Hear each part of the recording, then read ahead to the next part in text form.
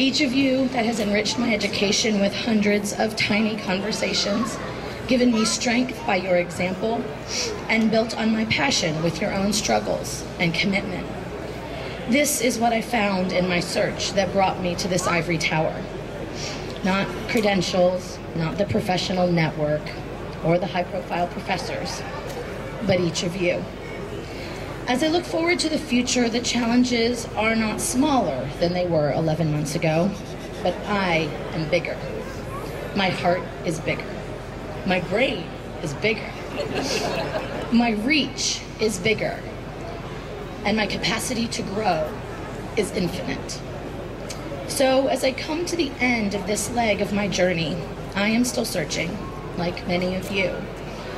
But the questions look different through eyes refreshed by the courage, devotion, and passion in each of you. So today, when I look out onto this gorgeous crowd, I'm reminded of a quote by Maya Angelou, that the most valuable virtue is courage, because without that, all others are left untested. So rather than fear or apprehension, today I feel joy and hope as I look into the faces and by my side as we continue to search.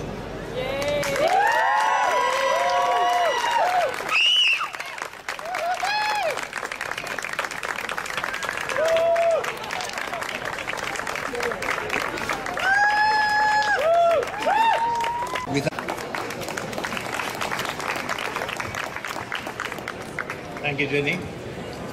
It's truly an honor for me to be here this evening. I come from the land of spirituality.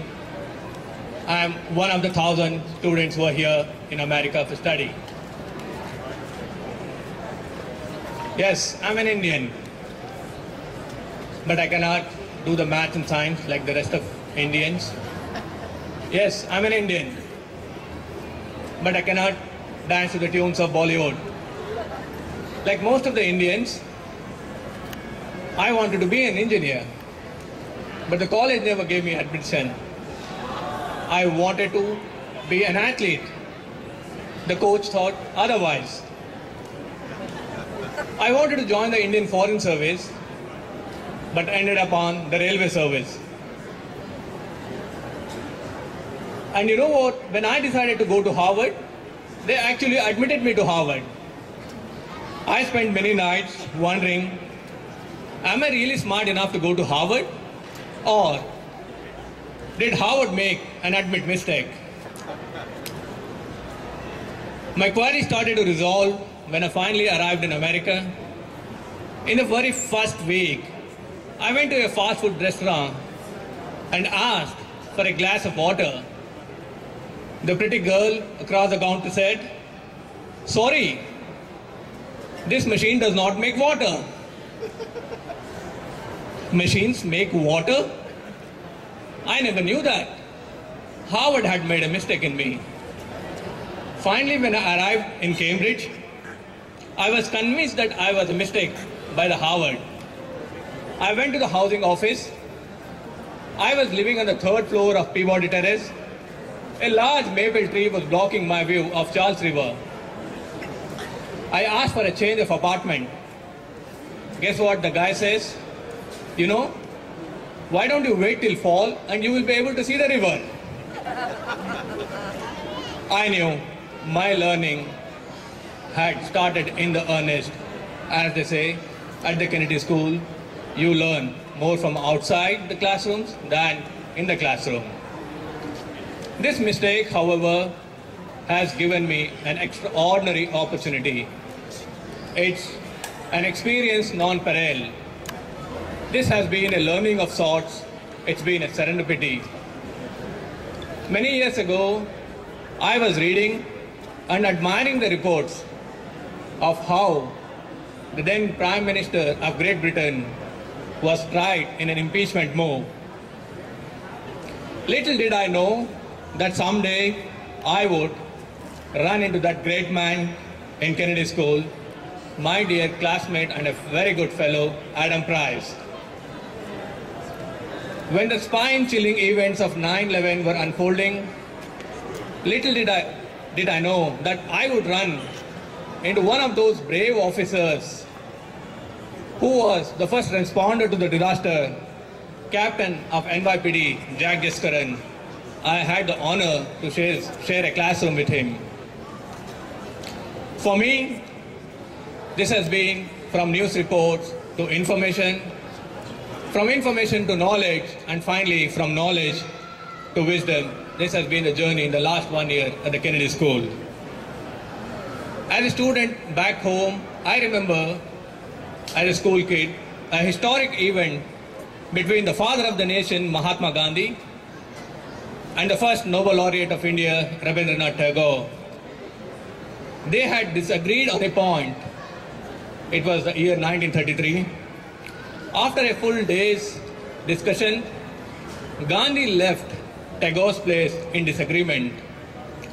Next day, Tagore wrote a letter to Gandhi in which he said, "I thought about your arguments the whole night. I am not convinced of what you said. Even as I write this letter, I gave one more last thought to what you said, and I still feel you're in the wrong."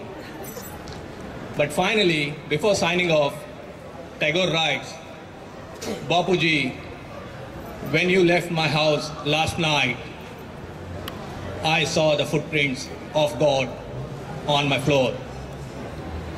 While Tagore was willing to ascribe divinity to Gandhi, he retained his right to disagree. For me, this was just a story till I arrived in Kennedy School. It was here in the Kennedy School I learned and knew what it means and feels to disagree and still respect the other person. For many years, I had evolved a philosophy of my own. I believed I should worry about life and not living.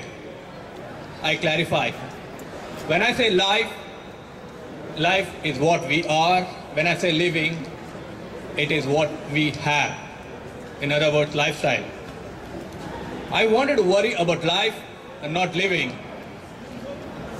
I was vindicated of my belief when I interacted with my illustrious mid-career classmates. For if any one of you had believed in lifestyle, you would have been graduating not from the Kennedy School, but from the school across the river.